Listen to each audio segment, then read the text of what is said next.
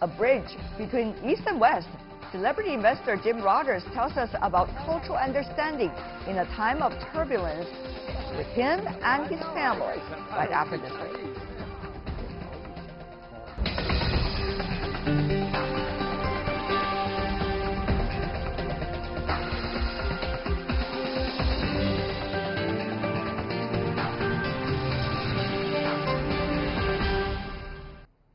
You're watching World Insight with me, Tian Wei. The program is coming to you live on CGTN.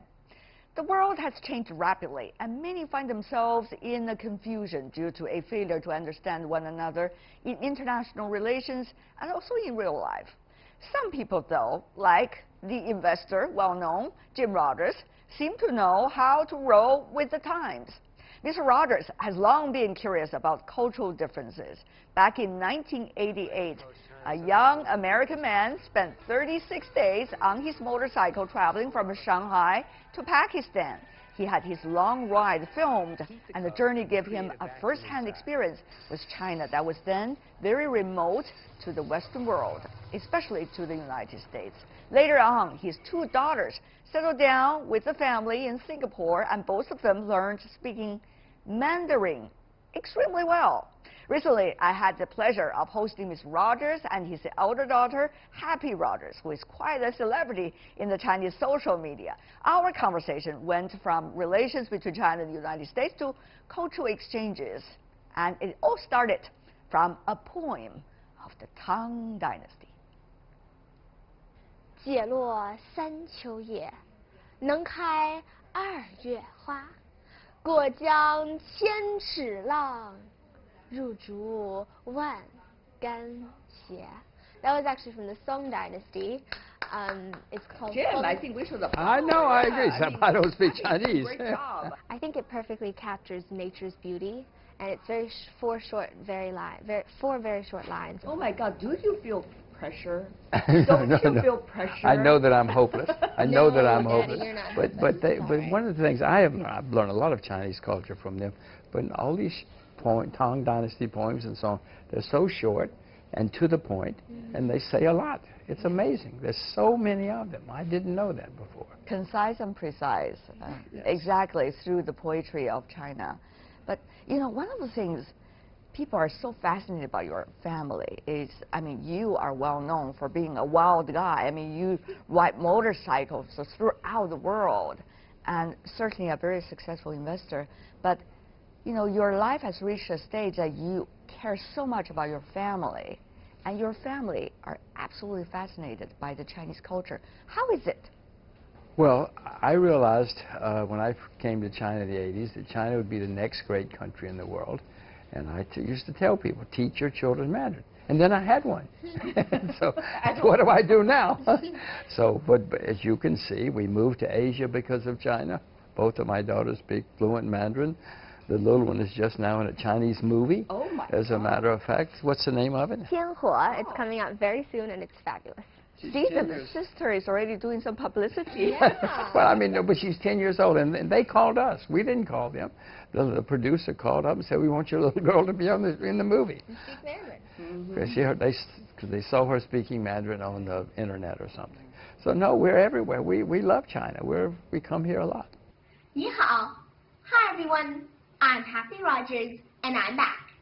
Today, my little sister, B. Rogers, is going to be my guest star. She is going to be performing in Mandarin. 大家好，我的名字是快乐罗杰斯。今天，我的妹妹小蜜蜂要给大家表演。我的名字是小蜜蜂，我7岁。今天我要给你们表演门后有个人。门后有个人，手里拿个盆，砰一声响，是盆碰了门，还是门碰了盆 If that was too fast for you. 门后有个人，手里拿个盆，砰一声响，是盆碰了门，还是门碰了盆 That was a Chinese tongue twister that B learned at school. Thank you. Bye. 再见。 1984, you came to China. Long time. Think about it, already 35 years. Yeah, no, I was terrified when I came because American propaganda all my life had said the Chinese are evil, vicious, dangerous, bloodthirsty people. I got off the plane, I figured I was going to be murdered, you know. But then I quickly found out that the Chinese are cultured, educated, ambitious, hardworking. And then I realized, well, China's the next great country in the world. I better learn a lot more about China. And here she is. When was the time you figured out this country is on the rise? 1988, I drove my motorcycle from Shanghai to Pakistan, all across China, and I was stunned every day. There were all these people working from dawn to dusk, in the fields, everywhere. Nobody stopped. They saved a lot of money. It was just astonishing to see everybody working all the time and being very ambitious and attentive. Dad told you about those days? Yeah, Happy? absolutely. He loves talking about his trips across China. Well, they made a movie, made a documentary of it, and I make her watch it. All the time. I make her watch the documentary. Riding my bike across China is something I've wanted to do for as long as I can remember. I'm only going to live once. When I die, I don't want to have people say about me, well, Jim Rogers was a great Wall Street investor, and that's it. I want to get out there and see what's going on in the world. I got no wife, I got no children, no responsibilities. Why not? I think I really would have liked to have been a Pony Express rider. I'm doing this trip just for me. I don't care about being on television. I don't even have a television. It's my trip. 8,000 kilometers in 36 days from Shanghai to Pakistan. It's going to be the perfect adventure.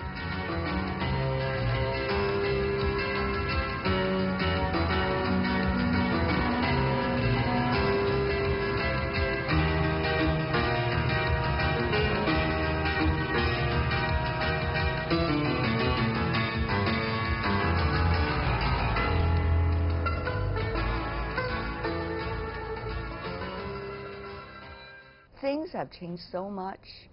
Certainly China has been on the rise for quite some time. And yet we see the relations, though, between China and the United States is in a stage of great change. Jim, I just wondered, you know, as someone who came to this country who can read the Chinese minds, I have to say, what actually is going on here in this country? And how do you see this change? It is madness what's happening in Washington. China and America should be friends and be great prosperity together, do great triumphs together. And for some reason, America has it in its, or some people, not everybody, some people in Washington have it in their heads that they need to bash China. I just don't understand it, because together, I mean, everywhere I've ever been in China, the Chinese love Americans. And America, they don't like Washington necessarily. I don't like Washington necessarily. But it's just amazing, because together we could just do fabulous things together, and Washington keeps messing it up. What can we hold on to in order to get over that stage, or the current stage? I hope I survive it. We just keep your head down, don't get deep in debt, and don't get overextended. That's what you're doing in your business, right? That's what I'm doing in my business, in my private life, in my children's lives, everybody's lives. I'm trying not to get too extended. Happy. Some say it is exactly your generation that the Americans do not necessarily see that their lives are necessarily better than their parents. Of course, you are in Asia. You see a very different picture. This is pretty much a continent still on the rise, in Singapore as well. How do you see those comments? Have you visited some parts of America? What have you noticed about that country? I mean, it's a country where you were born, but not necessarily where you are being raised up. As often as I can, I visit my grandparents in North Carolina, and they live, and my mother was born there too. It's a very, very small town, only 50,000 or so people. And so I see that, I mean, you see New York City, which is huge and bustling and amazing, but then there are also smaller towns and smaller little tiny places that really are what America is about, because America isn't all, you know, like New York or Los Angeles. Just like China isn't all about Beijing and Shanghai. Yeah, exactly. You go to New York City, you haven't seen America. You go to Moscow, you haven't seen Russia. Do you think that your life was better, Daddy? My life was better than my parents' lives, yes. There's no question my about life that. was better than your life? Well, you're only 15. Yeah. So far, your life, when you're 15, is better when I was 15, that's for sure. Ask us in a little bit. And I just wonder about you. You know, you're already coming from a globalized generation. So what does that mean to you when you travel around Chinese universities, see and talk to your peers? When we go to any new place or any new country that's different from I grew up in Singapore or even America, it's like this perfect little melting pot of all the different cultures of the world, where I get to experience the different sides of the world and 开阔视野. You know, yeah, exactly. I am very blessed to be able to do that. And going to the Chinese universities, it's lovely because you see a different side. Even though Singapore education there are lots of tests and everything else, but it's nothing compared to here in China. Oh, thank you. Yeah. And Chinese universities, I would love to come to one of them when I'm 15, so I have a few years to think about it, thank goodness. But when I do have to decide, I'm definitely thinking about it, if only just because my Chinese will improve so much if I do come here. You can see she is pretty much comfortable everywhere she goes. Yeah, as I say, when she's 15, I had never been anywhere. I probably couldn't find China on a map when I was 15. She's been to all these places, and she speaks these languages, and has traveled everywhere. No, it's an entirely different generation. Many say, Happy, your generation is really a globalized generation. Wherever you go, you could feel comfortable, and you talk to your peers. They're coming from different cultures. But many wonder, Jim, I'm going to come back to you about that question too. Many wonder whether this will be the trend, because we see a lot of debates going on in the world about multilateralism or not, globalization or not. Happy, when you see those debates, whether it's on TV or over the dinner table between your father and their friends, from your generation, from your own perspective, what is it? Globalization, modernization, everyone has a phone, 低头族, you know, that's what they say in Chinese, where everyone is always looking down. I mean, there are, of course, pros and cons to that, but globalization is just everywhere. But we also have to think about the fact that, well, I'm blessed, you're blessed, we're all blessed to be able to experience the benefits and the merits of globalization. There are some people who haven't been able to yet. The risk, of course, is that throughout history, when things go bad, politicians blame foreigners. Doesn't matter which country, everywhere throughout history. Foreigners have different skin color, different language, different religion. They smell bad. Their food smells bad. I cannot tell you, wait, no, I cannot tell you how many times I've heard people say, and their food smells bad. I mean, it's astonishing. Politicians will stir up trouble. Not just politicians.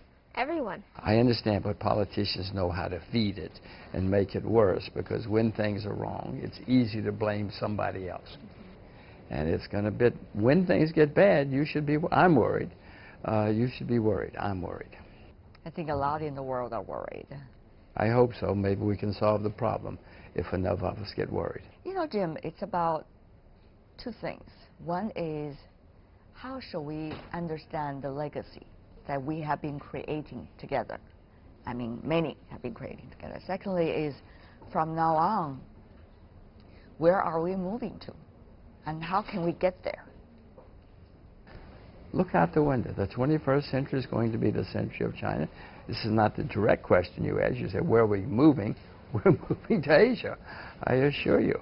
And again, many Western countries are in decline. It's sad. I don't like saying it. I'm, you know, Western Caucasian. I don't like it at all. But I have to face facts. So make sure everybody learns Mandarin. And you are too. I mean, I'm hopeless. What is the latest phrase you pick up? I'm not smart enough to learn Mandarin. I'm not smart. Which phrase should Dad learn? Tell them the second thing you learned in China, not the first, the second thing, second phrase.